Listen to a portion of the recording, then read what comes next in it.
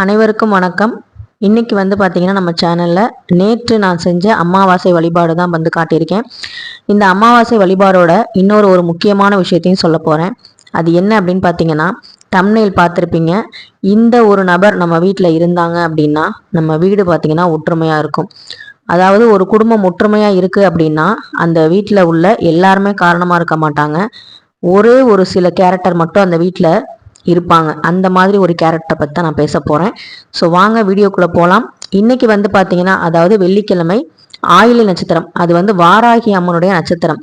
அதனால பார்த்தீங்கன்னா நம்ம வீட்டில் அமாவாசை அன்னைக்கு குலதெய்வ வழிபாடு, கலச வழிபாடு நான் பண்ணிக்கிட்டு இருக்கேன். இந்த குலதெய்வங்கிற பிளேலிஸ்ட்ல நம்ம இருக்கும். அதே மாதிரி நாகமணி தேவிங்கிற பிளேலிஸ்ட்ல என்னுடைய கலச வழிபாடு பற்றியும் இருக்கும். நான் ஏற்கனவே இதை பற்றி நிறைய டீட்டெயிலான வீடியோ கொடுத்துட்டேன். ஸோ அதனால பார்த்தீங்கன்னா ஆயில்ய நட்சத்திரம் வாராகி அம்மனுடையது. அது மட்டும் இல்லாமல் நான் வணங்கும் இஷ்ட தெய்வமான நாகமணி தேவி அவங்களும் பார்த்தீங்கன்னா பஞ்சமி திதி ஆயில்ய நட்சத்திரத்தை தான் பார்த்தீங்கன்னா அவதரிச்சாங்க. ஸோ அதனால பார்த்தீங்கன்னா கலச வழிபாடும் அமாவாசை அன்னைக்கு அவங்கள ஆவாகனம் பண்ணி தான் நான் பண்ணிட்டு இருக்கேன். அதனால நான் வாராகி அம்மனை எடுத்து இன்னைக்கு பண்ணணும்னு தோணுச்சு. அதனால அமாவாசை அன்னைக்கு பண்ணேன். அப்படி நான் அமாவாசைக்கு அவங்களுக்கு பொட்டு வைக்கும் போது ஒரு விஷயம் எனக்கு தோணுச்சு. அவங்க கைகளில் பார்த்தீங்கன்னா 8 கைகள் இருக்கும் வாராகி அம்மனுக்கு. அதில் பார்த்தீங்கன்னா நல்லா கவனிச்சு பார்த்தீங்கன்னா 6 கைகளில் தான் பார்த்தீங்கன்னா ஆயுதங்கள் இருக்கும். மீதி 2 கையில் அவங்க நம்மளை காக்கிறதுக்காக கையை ஒரு கை தூக்கி வச்சிருப்பாங்க, ஒரு கையை பூமியை நோக்கி இருக்க மாதிரி இருக்கும். ஸோ அந்த கையில் எந்த ஒரு ஆயுதங்களும் இருக்காது.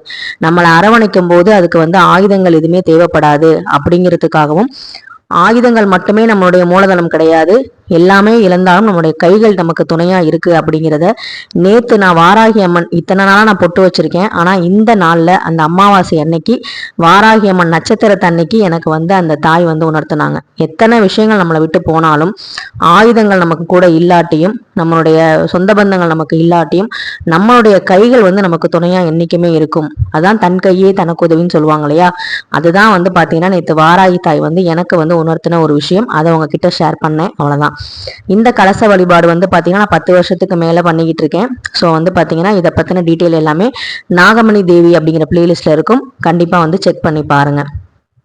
இப்போ நம்ம வீடியோக்குள்ள போகலாம்.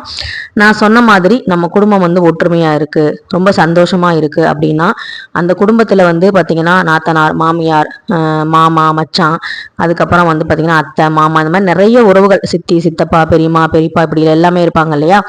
அப்படி இருக்கும் பொழுது அவங்க கூட பாத்தீங்கன்னா வெளியில இருந்து பாக்குறவங்க சொல்லுவாங்க, இந்த குடும்பத்துல இருக்கவங்க எவ்வளவு ஒத்துமையா இருக்காங்க அப்படின்னு. ஸோ அப்படி ஒத்துமையா இருக்கிறதுக்கு முக்கியமான காரணம் அந்த குடும்பத்துல இருக்க எல்லாருமே இருக்க மாட்டாங்க. இதை நான் அனுபவபூர்வமாகவே சொல்லுவேன். ஒரு குடும்பத்தில் ஒருத்தங்க பார்த்தீங்கன்னா அவங்க ஈகோவை டச் பண்ணிட்டாங்க அப்படின்னா, அந்த ஈகோ அவங்களுக்கு மேலே எழும்புச்சு அப்படின்னா அந்த குடும்பத்தில் இருக்க மற்ற நபர்கள் யாருமே ஒற்றுமையாக இருக்க முடியாது. அந்த ஈகோவெல்லாம் விட்டுட்டு நம்ம பார்த்தீங்கன்னா விட்டு கொடுக்கும்போது தான் நம்மளுடைய குடும்பம் ஒற்றுமையாக இருக்கும் அப்படின்னு சொல்லுவாங்க. இந்த விட்டு கொடுத்தலுக்கு பார்த்தீங்கன்னா நிறைய விஷயங்கள் நம்ம எக்ஸாம்பிளாக சொல்லுவோம். விட்டு கொடுத்தவன் கெட்டு போகுதுன்னு சொல்லுவாங்க. அப்படி சொல்கிறவங்களே பார்த்தீங்கன்னா விட்டு கொடுக்க மாட்டாங்க, சரிங்களா? ஆனால் விட்டு கொடுக்கறதுக்குன்னு ஒரு மனசு வேணும். ஸோ நான் பார்த்தீங்கன்னா என்னுடைய ஃப்ரெண்ட் ஆகட்டும், என்னுடைய ரொம்ப க்ளோஸ் ஃப்ரெண்டு, அவங்களுக்கும் எனக்கும் ரொம்ப லைஃப்பில் சில விஷயங்கள் ஒன்றா ஒத்து போகும் பிரச்சனைகளில் பொறுத்த வரைக்கும். அதே மாதிரி மேரேஜும் நானும் லவ் மேரேஜ் தான், அவங்களும் பார்த்தீங்கன்னா லவ் மேரேஜ் தான். ஸோ ரொம்ப அவங்க சொன்னாங்க என்கிட்ட ஒரு தடவை பேசிட்டு இருக்கும் போது, நம்ம என்னதான் இப்போ சந்தோஷமா இருந்தாலும் அகிலா, நம்ம ஏதோ ஒரு நேரத்துல நம்மளை அசிங்கப்படுத்தி இருப்பாங்கல்ல, கஷ்டப்படுத்தி இருப்பாங்கல்ல, அதை என்னைக்கு நம்மளால மறக்க முடியாதுல்ல. நம்மளை விட்டு கொடுத்துருப்பாங்கல்ல அந்த இடத்துல, அதை நம்மளால மறக்க முடியாது. ஆனா நமக்கு நம்ம அவங்க செஞ்சதை நம்ம திரும்ப அவங்களுக்கு நம்ம செய்யாம இருக்கிறதே பாத்தீங்கன்னா நமக்கு பெரிய பிளெஸிங் இல்லை. நம்ம நல்லவங்க தானே அப்படிங்கிற மாதிரி ஒரு கான்வர்சேஷன் போகும்போது அவங்கள்ட்ட நான் பேசும்போது அவங்க சொன்னது என்கிட்ட, அது வேணா உண்மைதாங்க. மனசு பார்த்தீங்கன்னா நம்ம என்னதான் மறக்கலாமே தவிர, அதாவது மன்னிக்கலாமே தவிர மறக்க முடியாது எந்த ஒரு விஷயத்தையும். அதுவும் பார்த்தீங்கன்னா நம்ம கஷ்டப்பட்ட காலத்தை நம்ம மறக்கவே முடியாது. இப்போ நம்ம என்ன நல்ல நிலைமையில இருந்தா கூட அந்த பின்னாடி நான் எப்போவுமே சொல்லுவேன், ஒரு ஷார்ட்ஸில் கூட போட்டிருந்தேன், உங்கள் ரிவைண்ட் பட்டனை எப்போ நீங்கள் அழுத்தி பார்த்தீங்க அப்படின்னு சொல்லிட்டு. நான் தினமுமே ஒரு தடவை அழுத்தி பார்ப்பேன். நம்ம எப்படி வந்தோம், எந்த மாதிரிலாம் சாப்பாடு சாப்பிட்டோம், எந்த மாதிரி நமக்கு யாரெல்லாம் ஹெல்ப் பண்ணாங்க, நம்ம ரொம்ப இக்கட்டான நிலைமையில நமக்கு யாரெல்லாம் கை கொடுத்தாங்க அப்படிங்கிறதெல்லாம் பார்த்தீங்கன்னா யோசிப்பேன். அதே மாதிரி நம்ம ரொம்ப இக்கட்டான நிலைமையில நம்ம இருக்கும் பொழுது யாரும் நம்ம கைவிட்டாங்க அப்படிங்கிறதையும் நான் மறக்க மாட்டேன்.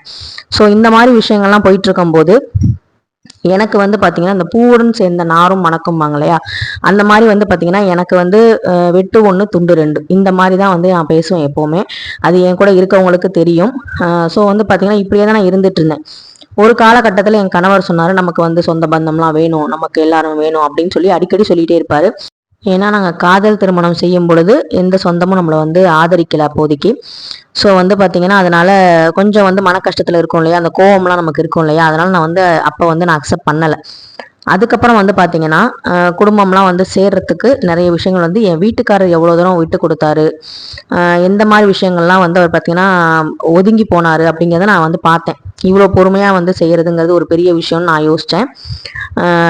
அது வந்து நான் கற்றுக்கிட்டேன். சரி, ஓகே, இது வந்து ஒரு நல்ல விஷயம்தான். இந்த பொறுமையும் வந்து பார்த்தீங்கன்னா நமக்கு வந்து ஒரு நல்ல ஒரு சந்தோஷமாக இருக்கிறதுக்கு ஒரு வாய்ப்பாக நமக்கு வந்து கடவுள் கொடுத்துருக்காரு. நம்ம வீட்டுக்கார் வந்து நமக்காக தான் வந்து எல்லாத்தையும் விட்டுட்டு நம்மக்கிட்ட வந்தார். ஸோ நம்ம வந்து பார்த்தீங்கன்னா அவருக்காக இந்த ஒரு விஷயத்த நம்ம செய்வோம் அப்படிங்கிற எண்ணம் எனக்கு மனசில் உதிச்சுது.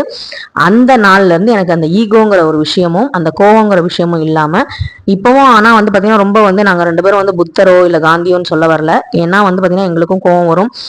நாங்கள் ஏதாவது எங்கள் வீட்டில் இருக்கவங்க ஏதாவது பண்ணும்போது நாங்கள் வந்து அதுக்கு வந்து நாங்கள் ரியாக்ட் பண்ணியிருக்கோம். ஆனால் வந்து ரியாக்ட் பண்ணாலும் வெளி ஆளுங்கள்ட்ட நாங்கள் விட்டு கொடுத்ததில்லை. எந்த ஒரு விஷயத்தையும் நாங்கள் வந்து வெளி ஆளுங்கள்ட்ட வந்து ஷேர் பண்ணவே மாட்டேன். அதை நான் ரொம்ப பண்ணவே மாட்டேன். என் வீட்டுக்காரே ஏதாவது சில சமயம் வர்றவங்க போகிறவங்கள்ட்ட யாராவது சொல்ல வந்தால் கூட, இதை ஏன் அவங்கள்ட்ட சொல்கிறீங்க, இதனால நமக்கு என்ன யூஸ் ஆக போகுது, நாளைக்கு நம்ம சேர மாட்டோமா, நாளைக்கு நம்ம வந்து எதுவும் பண்ண மாட்டோமா, எதுக்கு நம்ம வந்து சொல்லணும் அப்படிங்கிற மாதிரி நான் வந்து சத்தம் போடுவேன். என்னோட குடும்ப விஷயத்த ரொம்ப வந்து பார்த்தீங்கன்னா அதாவது ரொம்ப நம்பிக்கையான என் ஃப்ரெண்டு ஒருத்தங்க தான் இருப்பாங்க இல்லையா, ஃப்ரெண்டுன்னு, அந்த மாதிரி 2 பேர் எனக்கு இருக்காங்க. ஸோ அவங்கள தவிர, எங்கள் வீட்டுக்காரர், எங்கள் குடும்பத்தை தவிர மற்றவங்க கிட்ட நான் சொல்கிறது அப்படின்னா என்னுடைய தோழிகள் 2 பேர், அவங்கள்ட்ட மட்டும்தான் நான் சொல்லுவேன். ரொம்ப எக்ஸ்ட்ரீமாக நான் வந்து ஒரு அழுவுறது கூட பார்த்தீங்கன்னா அவங்கள்ட்ட மட்டும்தான். ஏதாவது ரொம்ப இதாக இருந்தது அந்த மாதிரி நிலைமை ரொம்ப வராது. அதுவும் வந்துச்சுன்னா வந்து என்னோட கோவத்தினால வந்திருக்கும். அதையும் வந்து பார்த்தீங்கன்னா அவங்க கிட்ட நான் சொல்லும்போது அவங்க வந்து கொஞ்சம் இப்படி இருங்க அப்படி இருங்கன்னு சொல்லுவாங்களே தவிர, மற்றபடி வந்து பார்த்தீங்கன்னா இவங்கள பத்தி அவங்க கிட்ட சொல்றது, அவங்கள பத்தி இவங்க கிட்ட சொல்றது, ரொம்ப நேரம் போன்ல வந்து நம்ம குடும்ப கதையெல்லாம் சொல்றது அப்படிங்கிற விஷயங்கள்லாம் நான் பண்றது இல்ல. இந்த மாதிரி ஒரு சில நபர்கள் நம்ம வீட்டுல இருப்பாங்க, கண்டிப்பா உங்க வீட்லயும் இருப்பாங்க, ஏன் நீங்களா கூட அது இருக்கலாம். என் கணவர் மாதிரியோ இல்ல வந்து என்ன மாதிரியோ சில பேர் நீங்க வந்து இருக்கலாம். அந்த மாதிரி இருக்கிறனாலதான் நம்ம குடும்பம் வந்து சந்தோஷமாவும் நிம்மதியாகவும் இருக்குங்கிறதுக்கு நான் வந்து பார்த்தீங்கன்னா நாங்கள் உதாரணமாக நான் சொல்லிக்குவேன், பெருமையாகவே சொல்லிக்குவேன். ஏன்னா நாங்கள் வந்து ரொம்ப, அதாவது சொல்லுவாங்க இல்லையா, எந்த இடத்துல நம்ம வந்து அசிங்கப்பட்டோமோ அந்த இடத்துல நம்ம வந்து மாலை மரியாதை நிற்கும் போது நமக்கு ஒரு சந்தோஷம் கிடைக்கும் இல்லையா. அந்த அசிங்கத்தை நம்ம வந்து அதே இடத்துல தான் வந்து பார்த்தீங்கன்னா துடைக்கணும் அப்படிங்கிற ஒரு விஷயம், வைராகியம் வந்து இருக்கும். எப்பெல்லாம் நம்ம அசிங்கப்படுறோமோ அப்போதான் அந்த வைராகியம்ங்கிறதே ஒன்று வரும். ஸோ அந்த வைராகியம் இருந்தால் மட்டும்தான் நம்ம வாழ்க்கையில் ஜெயிக்க முடியும். அதுக்காக வந்து சுயமரியாதையை விட்டு கொடுத்து நம்மளால இருக்க முடியாது. நமக்குன்னு ஒரு லிமிட் தெரியும் இல்லையா, நம்ம சுயமரியாதை வந்து அவங்க டச் பண்றாங்க அப்படிங்கும் போது நம்ம வந்து ரியாக்ட் பண்ணுவோம்.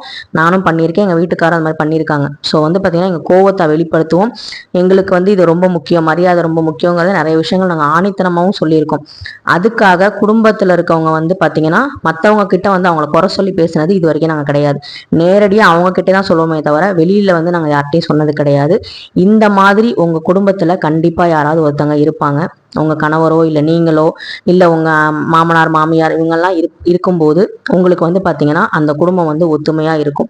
வெளியே இருந்து பாக்குறவங்களுக்கு எல்லாருமே ரொம்ப சந்தோஷமா இருக்க மாதிரி இருப்பாங்க. உள்ளுக்குள்ள வந்து சில சண்டை சச்சரவுகள் இருந்தாலுமே பார்க்கும்போது எப்படி இருக்கும் அப்படின்னா அந்த ஒரு சில நபர்களால வந்து பாத்தீங்கன்னா அந்த குடும்பம் வந்து ஒத்துமையா தான் இருக்கும். இப்ப நானே வந்து சொல்றேனே, எங்க மாமனார் வந்து ரொம்ப ஒரு நாள் ஃபீல் பண்ணி ஒரு தீபாவளிக்கு சொன்னாரு, நம்ம கூட இந்த வீட்டில் வந்து எவ்வளோ பேர் குடும்பமாக வந்து ஜகஜகன் ஜனங்க கூட்டமாக இருக்குமா, நிறைய பிள்ளைங்க இருப்பாங்க, நிறைய வந்து சந்தோஷமா சிரிப்பு சத்தமாக இருக்கும் அப்படின்னு. அது மாதிரி இல்லை அப்படின்னு சொல்லும்போது எனக்கு ரொம்ப வருத்தமாக இருந்தது.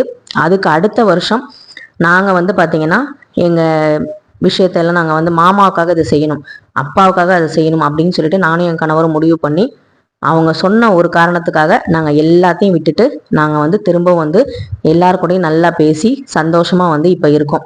அதுக்கு முக்கியமான காரணம் நாங்கள் வந்து பார்த்தீங்கன்னா குடும்பம் வந்து ஒத்துமையாக இருக்கிறதுல எந்த பிரச்சனையும் நமக்கு கிடையாது. அதே மாதிரி பழசை வந்து நம்ம வந்து நல்லதை வந்து எடுத்துக்குவோம், கெட்டதெல்லாம் நம்ம வந்து விட்டுறணும் அப்படிங்கிற ஒரு விஷயத்த வந்து மைண்டில் எடுத்துக்கிட்டு நாம் வந்து அதை வந்து செயல்படுத்தணும். அது ரொம்ப அழகாகவும் இருந்தது. ஏன்னா சாமி கும்பிட்றதுங்கிறது வெறும் சாம்பிராணி போடுறது மட்டும் இல்லை, நம்ம மனசை வந்து சாந்தப்படுத்துறதுக்காக தான். ஸோ இதுதான் வந்து பார்த்தீங்கன்னா உண்மையான தியானம், மெடிடேஷன் நான் நினைக்கிறேன்.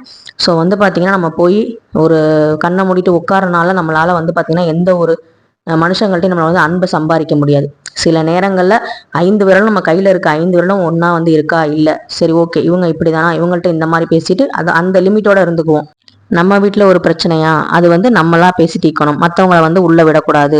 3வது மனுஷங்க கிட்ட, அது நம்ம ஆஃபீஸில் வேலை பார்க்குறவங்களா இருக்கலாம், நம்ம கூட இருக்கவங்களா இருக்கலாம், நம்ம எல்லாருக்கூடையும் வந்து நம்ம பார்த்தீங்கன்னா எல்லா விஷயம் ஷேர் பண்ணோம் அப்படின்னா நம்மளோட மைனஸ் வந்து பார்த்தீங்கன்னா அவங்களுக்கு ப்ளஸ் ஆயிரும். சில நேரங்களில் குடும்பத்தில் இருக்க சின்ன பிரச்சனையை கூட ஊதி பெருசாக்கிடுவாங்க. ஸோ அந்த மாதிரி இருந்தீங்க அப்படின்னா அதை தயவு செய்து நம்ம மாற்றிக்குவோம் அப்படிங்கிறதுக்காக தான் இந்த வீடியோ பதிவு. ஸோ இந்த மாதிரி ஒரு குணாதிசயங்களோட இருக்கிறனால தான் நம்ம வீட்டில், அதாவது ஒரு நபராவது இருக்கிறனால தான் நம்ம வீட்டில் அந்த ஒற்றுமை வந்து இருக்குங்கிறதுல எந்த சந்தேகமும் இல்லை. அவங்க வந்து பார்த்திங்கன்னா நமக்காகவே வந்து பார்த்திங்கன்னா நம்ம குடும்பத்தை காக்கிற காவல் தெய்வம்னே சொல்லலாம். ஏன்னா வந்து பார்த்திங்கன்னா அந்த மாதிரி ஒரு தன்மையோடு இருக்கவங்க. ஸோ அவங்களுக்கு வந்து நீங்கள் வந்து திரும்ப வந்து எந்த ஒரு சங்கடத்தையும் கொடுக்காம அவங்களையும் வந்து சந்தோஷமாக வச்சுக்கோங்க. ரொம்ப ஒருத்தவங்க விட்டு கொடுத்து போயிட்டே இருக்காங்க, எல்லாத்துக்கும் இறங்கி போகிறாங்கங்கிறதுனால அவங்கள ஏறி மிதிச்சுக்கிட்டே இருக்கவும் கூடாது அப்படிங்கிறதையும் நான் சொல்லிக்கிறேன். ஸோ இந்த வீடியோ உங்களுக்கு ஏதாவது ஒரு வகையில் பயனுள்ளதாக இருந்துச்சு அப்படின்னா கண்டிப்பாக இந்த வீடியோக்கு ஒரு லைக் பண்ணிவிட்டு உங்கள் கமெண்ட்டை வந்து கமெண்ட் செக்ஷனில் தெரிவிங்க. நம்ம சேனல் உங்களுக்கு பிடிக்கிற பட்சத்தில் நீங்கள் வந்து சப்ஸ்கிரைப் பண்ணுங்கள். நாகமணி தேவி ஆசையோட நேற்று அமாவாசை வழிபாடு நல்லபடியாக முடிஞ்சது.